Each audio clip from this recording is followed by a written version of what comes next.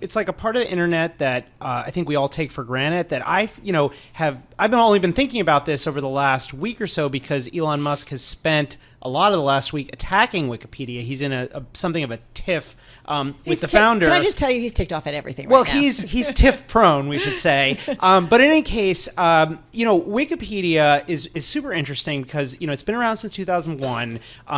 People who are about my age, I'm 41, will remember that, college professors, high school librarians were very down on Wikipedia when it was launched in its early years.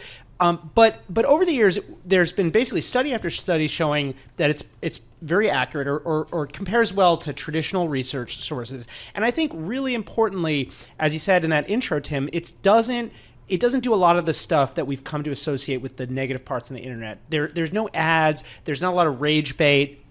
And there's a real care about the truth. And what's super interesting when you look at sort of recent research about Wikipedia is it's actually gotten less fringy over the years. So our normal thought about social media is it sort of tends to suck people into these far right or far left or just weird and kooky rabbit holes. Wikipedia has actually become less like that, which is super interesting, and I think maybe worthy of acknowledgement, if not outright celebration. So the question is how?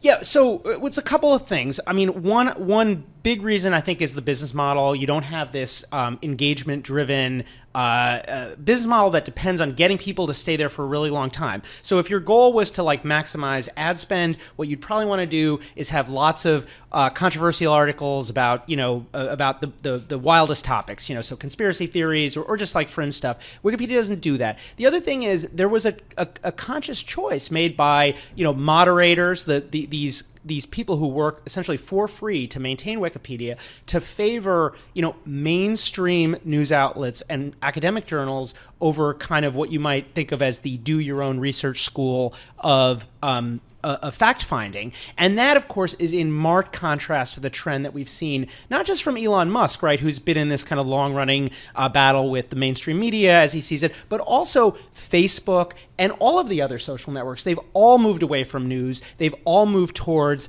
this kind of favoring influencers, essentially, over, academic papers and mainstream news organizations. And I think that's had a negative impact on the sort of truthfulness of what you find on the internet. Not going to name names, but I think it's fair to say that people in the media business, maybe a few on-air, anchors and talent occasionally are like, oh, Wikipedia, I've just been jammed a story. Let me quick look there.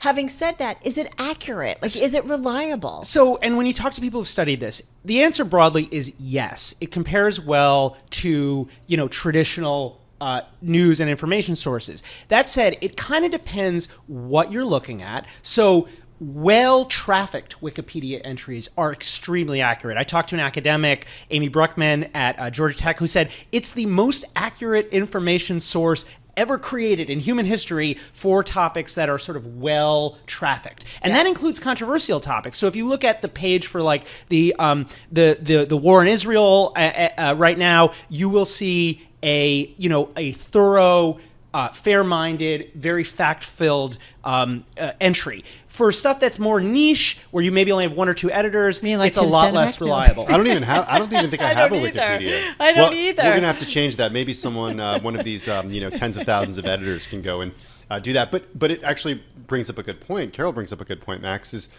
what happens when maybe a previously unknown presidential candidate wants to jump into the spotlight and hires some interns who go and try to, kind of edit the Wikipedia entry a little bit. Yeah, Vivek Ramaswamy got caught out essentially hiring somebody. This was actually disclosed on the Wikipedia page. I love this. So totally above board. But I think this is a good example because he was called out, number one. Yeah. And number two, it essentially called attention to the thing that he was interested in, kind of affecting the Wikipedia entry on, which was this fellowship he had had received from a Soros-connected nonprofit. And I think this tends to happen a lot. People will actually get caught trying to manipulate Wikipedia, and it sort of does a Streisand thing where it essentially calls attention to the ways that the truth is being manipulated. Explain what the Streisand effect is. That's the idea that when you deny something or you try to cover it up, it only calls more attention. Barbara Streisand tried to do it with one of her homes,